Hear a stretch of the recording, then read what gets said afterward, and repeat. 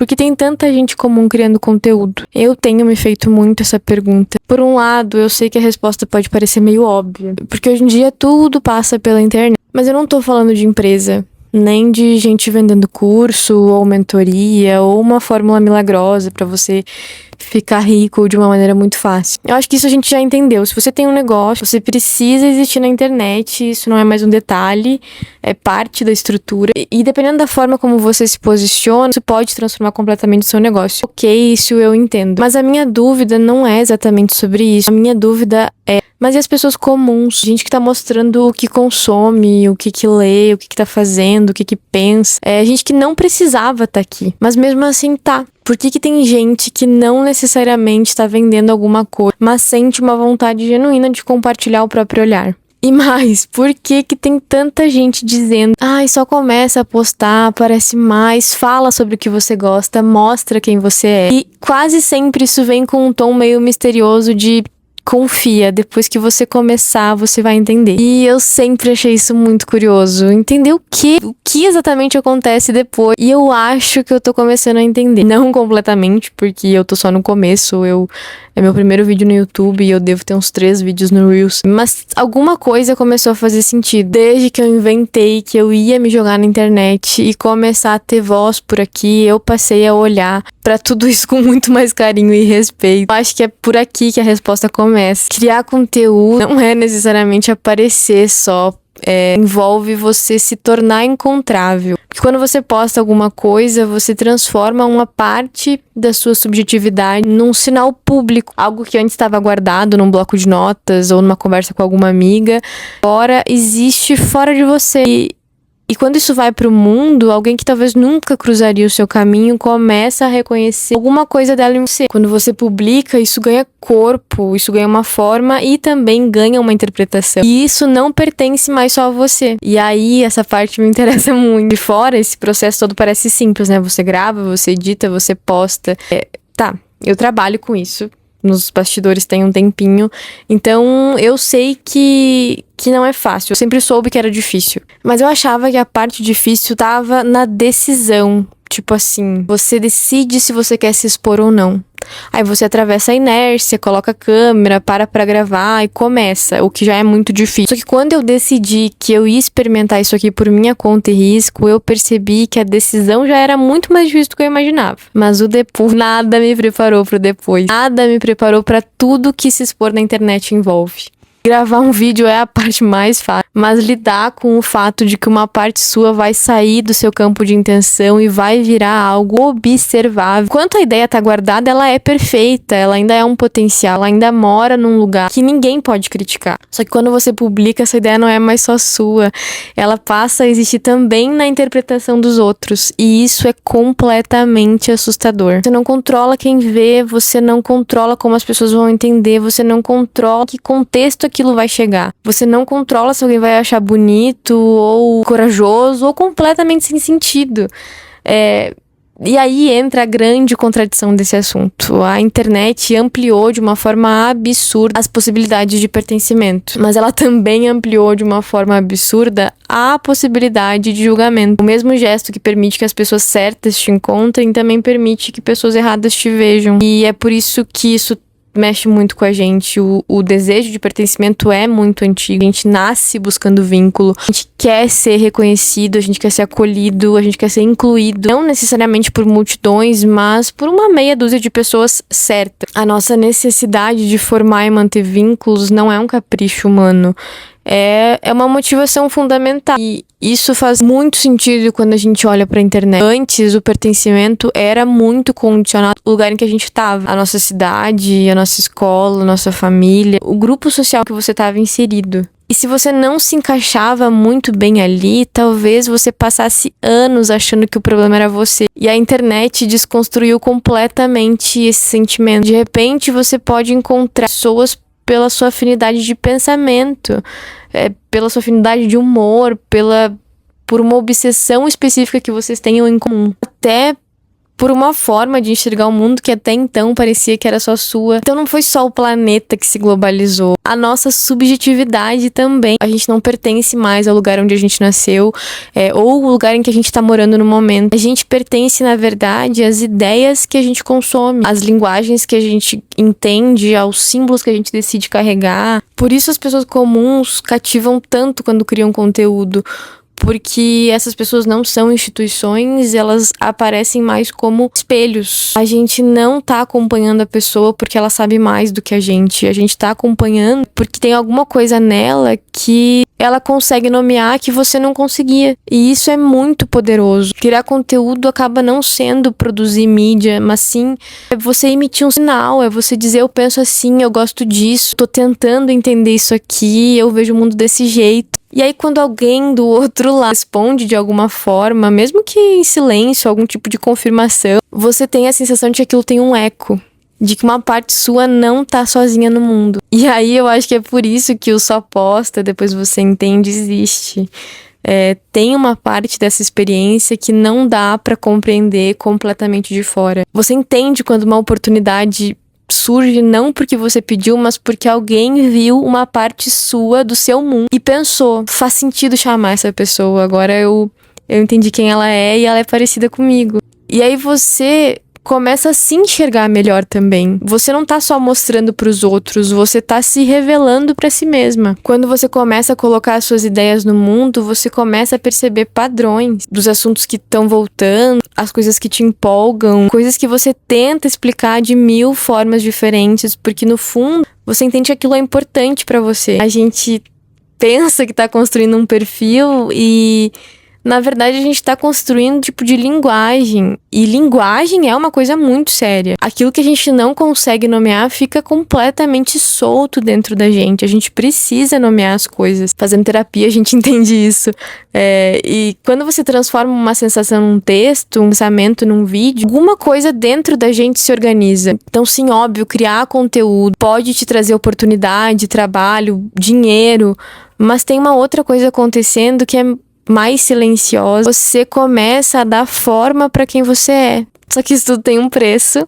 E esse preço é ser vista. E nem sempre como bonita, ou pronta, ou admirável, ou inteligente, você é vista tentando. Você é vista antes de saber exatamente o que você tá fazendo. Você é vista enquanto você tá testando uma nova versão de você mesmo. E isso é difícil porque o medo da rejeição também é profundamente humano. Se pertencimento é uma necessidade, rejeição é uma ameaça. Não é um drama, não é falta de maturidade. Você não tá com vergonha da câmera. O nosso corpo não trata julgamento como uma coisinha qualquer. Ser rejeitado por um grupo, em algum momento da história humana, foi perigoso de verdade. Então, mesmo que ninguém vá morrer porque você postou um vídeo e alguém achou ruim, o seu sistema nervoso não recebe exatamente assim. O nosso corpo, ele não foi feito pra achar tranquilo ser avaliado por um monte de gente ao mesmo tempo. Ele sente essa exposição como um risco de verdade, um risco de vergonha, um risco de deboche, um risco de virar assunto pior, um risco de você ser reduzida a uma versão muito pequena de você. É um risco de você dar munição pra quem não gosta de você. Tecnicamente, é só abrir a câmera, ok, mas emocionalmente não. Quando você posta, você entrega uma parte sua sem garantia de devolução. Eu tenho pensado muito nisso como uma espécie de escambo, quase como uma troca com a vida. Você entrega um pedaço da sua autoestima, do seu controle, da sua privacidade. Entrega sem saber se isso vai voltar maior, sem saber se vai voltar como um acolhimento, como uma oportunidade, ou se vai voltar como um silêncio, como um julgamento. Acaba sendo uma espécie de fé, não necessariamente religiosa, mas é uma fé prática. A fé de quem faz uma promessa antes do milagre. A fé de quem publica antes de se sentir pronta. A fé de quem sabe que existe uma chance de cair, mas que entende que continuar invisível também é um custo. Então, por isso, eu tenho enxergado a exposição como um sacrifício. Para ser encontrada, você precisa aceitar ser vista. E ser vista inclui as duas possibilidades. As pessoas certas podem te encontrar, mas as erradas também. Quem se identifica pode chegar perto de você, mas quem não entende também pode assistir. Quem te admira pode estar tentando ali se aproximar, mas quem debocha de você também pode estar ali. E a maturidade tá a entender que não existe expressão verdadeira sem seleção. Quando você mostra o que você pensa, você atrai e você repele. Quando você mostra o seu gosto, algumas pessoas se reconhecem e outras vão estranhar muito. Quando você mostra a sua ambição também, algumas pessoas vão te admirar e outras pessoas vão te diminuir. Esse é o preço de você deixar de ser neutra. Enquanto você não se mostra, você ainda pode ser qualquer coisa para os outros.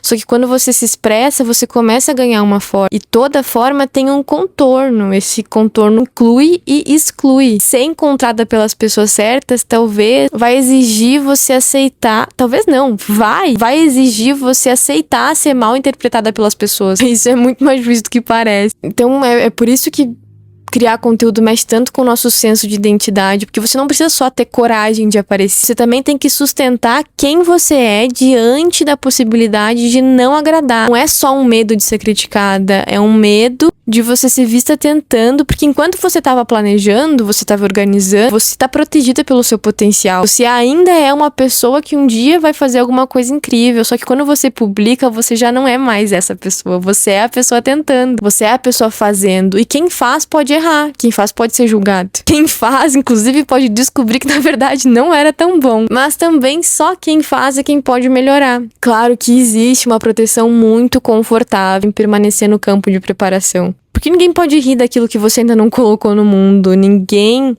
pode rejeitar uma versão sua que ainda não teve coragem de se mostrar. Só que também ninguém pode se reconhecer nela. Ninguém pode se aproximar, ninguém pode te encontrar. Não é aí que tá a troca, né?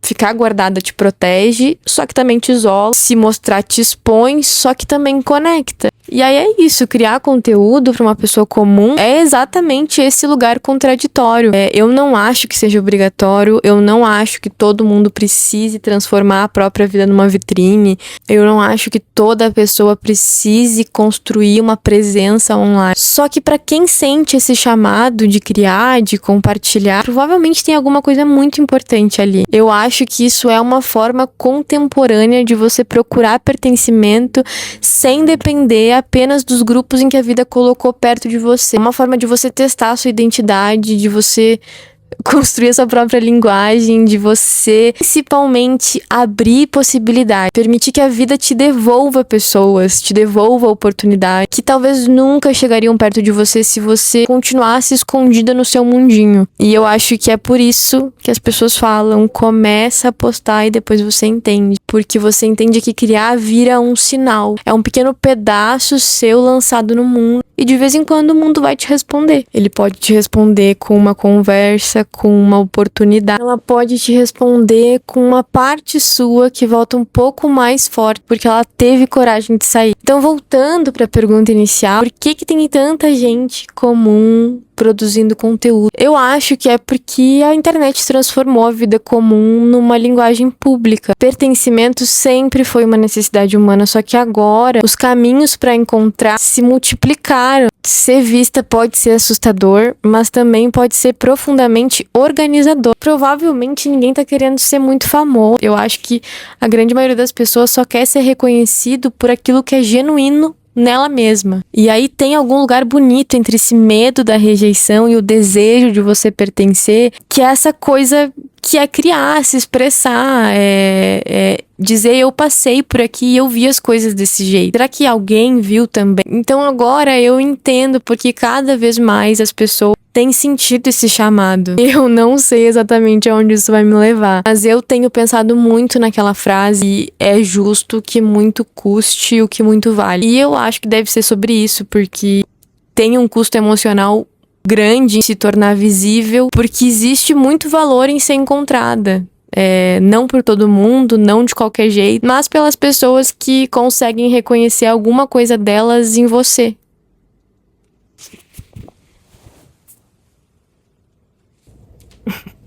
Eu fui ficando sem luz durante o vídeo, mas eu tô muito feliz que eu finalmente coloquei em prática esse desejo que me consumia por dentro, que era expor mais as minhas ideias. E o meu bloco de notas é lotado de pensamentos que eu guardo só pra mim.